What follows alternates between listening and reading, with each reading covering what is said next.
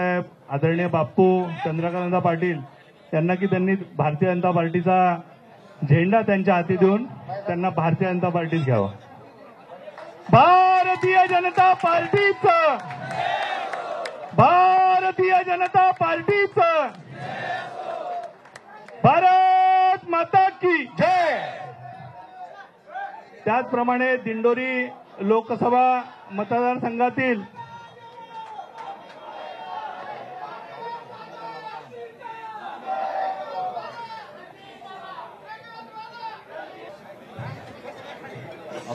आपल्या सर्वांचे लाडके नेते आणि महाराष्ट्र राज्याचे मुख्यमंत्री आदरणीय देवेंद्रजी फडणवीस साहेब,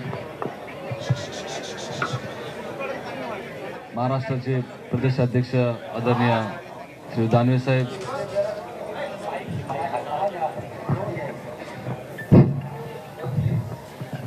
आदरणीय चंद्रकांत दादा पाटील साहेब, आदरणीय गिरीशजी महाजन साहेब, सोलापूर जिल्ह्याचे पालकमंत्री विजयकुमारजी देशमुख साहेब, विनोदजी तावडे साहेब, सुभाषजी देशमुख साहेब, खोत साहेब, सर्व व्यासपीठावरती पक्ष संघटनेचे सर्व प्रमुख, राज्याचे, जिल्ह्याचे, तालुक्याचे सर्व प्रमुख, उपस्थित सर्व सन्माननीय आमदार, उपस्थित सर्व बंधू भगिनी आणि तरुण मित्रांनो,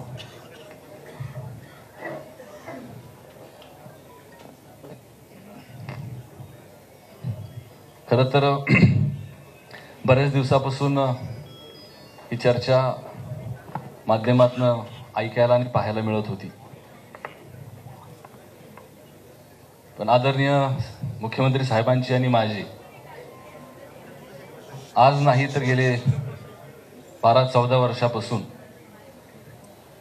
साहेब ज्यावेळेस विधिमंडळामध्ये, सभागृहामध्ये, विधानसभामध्ये काम पाहत होते, का आमदार म्हणून काम करत होते, त्यावेळेस मी आणि विनोद तावडे साहेब वरच्या सभागृहामध्ये होतो.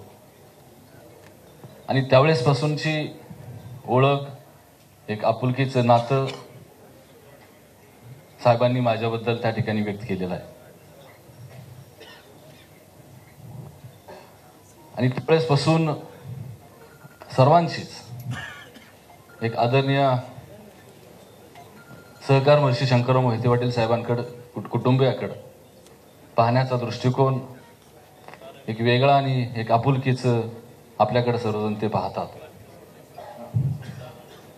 आणि त्यामुळे त्यावेळेसही आणि आजही गेले 5 वर्षापासून साहेब मुख्यमंत्री म्हणून काम पाहत असताना, महाराष्ट्र प्रगतीपथावरती नेत असताना, कुठल्याही विकास कामामध्ये, सार्वजनिक कामामध्ये आपण पाहिला असेल की सर्व गट तट बाजूला ठेवून, पक्ष बाजूला ठेवून साहेबांनी सर्वांची कामं केलेली आहेत. मला आवर्जून सांगायचंय की साहेब, माढा लोकसभा मतदारसंघातली आणि सोलापूर जिल्ह्यातली काही प्रलंबित प्रश्न होते, आपल्या मार्फत असतील, गिरीश महाजन साहेबांच्या माध्यमातून जे केंद्रीय पातळीवरती आपण सगळे प्रश्न उपस्थित केले. आमचा जुना 100 वर्षाचा जुना रेल्वेचा प्रश्न, हे आदरणीय सुरेश प्रभू साहेबांनी गेल्या 1.5 वर्षापूर्वी त्याला मान्यता दिली. 100 वर्षापासून तो प्रलंबित होता आणि त्याला निधीची तरतूद त्या ठिकाणी आम्हाला करून दिली. पासपोर्ट कार्यालयाचा प्रश्न असेल, साहेब आपल्या मार्फत आपण केंद्रीय पातळीवरती पियुष गोयल साहेबांकडे आणि संबंधित खात्यांच्या मंत्र्यांकडे आपण पाठपुरावा केला.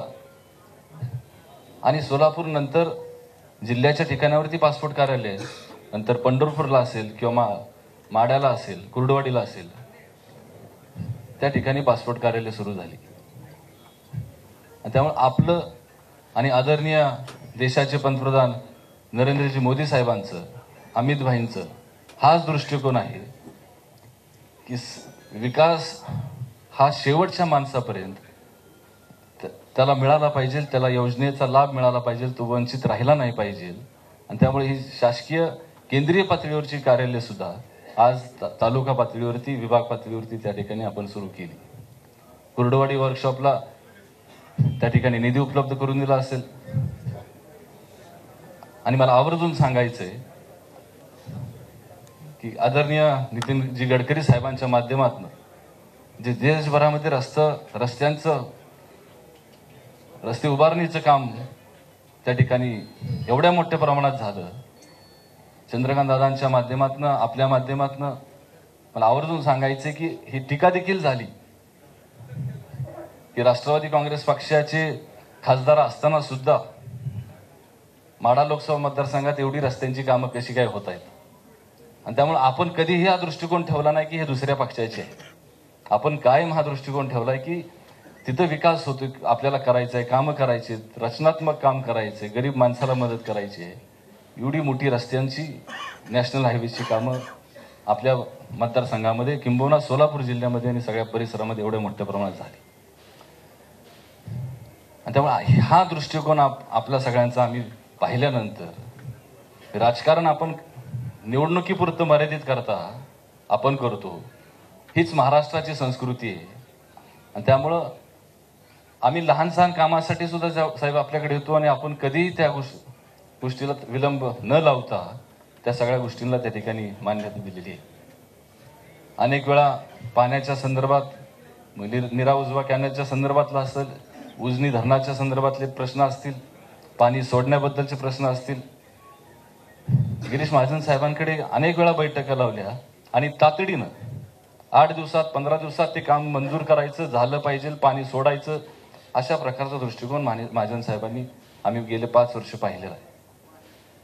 आणि हे पाहिल्यानंतर आज आपण 5 वर्षापासून किंबहुना साहेब 2004 सालापासून आदरणीय विजयसिंह मोहिते पाटील साहेब राज्याचे उपमुख्यमंत्री असताना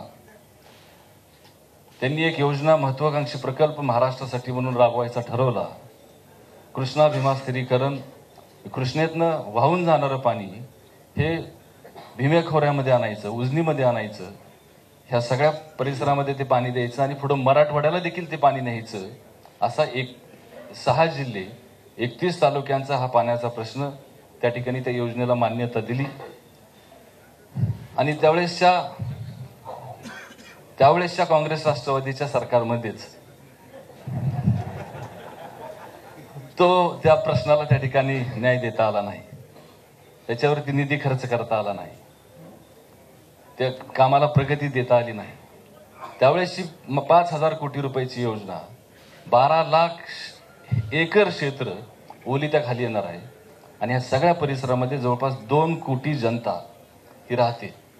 आणि दुष्काळ हा 5वीला पुजल्यासारखा आहे, स्थलांतर व्हावं लागतं. 5-7 वर्षानंतर आपण दुष्काळाला सामोरं जातो आणि त्यामुळे स्थलांतर होतंय. पुणे मुंबई सारख्या ठिकाणी शहरीकरण वाढत चाललेलं आहे, शहरीकरणाचाही प्रश्न वाढतोय आणि ग्रामीण भागातनं देखील प्रश्न त्या ठिकाणी आहे. आणि त्यासाठी म्हणून हा प्रकल्प त्या ठिकाणी राबवायचा ठरवला. पण त्याच्यामध्ये त्या प्रकल्पाची चेष्टा केली गेली आणि त्यामुळं आज मागच्या 5 वर्षामध्ये आपण राज्याचे मुख्यमंत्री म्हणून आणि केंद्रातलं आपलं सरकार असताना आम्ही पाहिलं की गिरीश महाजन साहेबांच्या माध्यमातून आपल्याकडे आल्यानंतर आपण नितीनजी गडकरी साहेबांकडे हा प्रकल्प प्रश्न त्या ठिकाणी उपस्थित केला.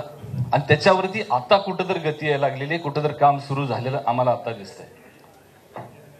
आणि त्यामुळे राजकारण, मी जसं कालही सांगितलं साहेब की राजकारण हे शेवटच्या माणसाला लाभ देणारा, फायदा देणारा, त्याच्या आयुष्यामध्ये परिवर्तन घडवून आणण्यासाठी म्हणून राजकारण सत्तेचा वापर करायचा असतो.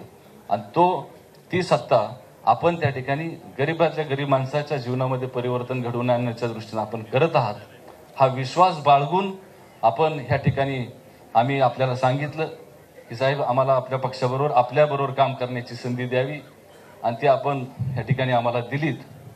निश्चितच आपल्या सर्वांच्या मार्गदर्शनाखाली आपण जे सांगाल त्या पद्धतीनं पुढचं राजकारण, पुढचं समाजकारण, निवडणुकीपुरतं राजकारण, इतर वेळेचं समाजकारण निश्चितच आपल्या सर्वांच्या सहकार्यानं, मार्गदर्शनानं त्या ठिकाणी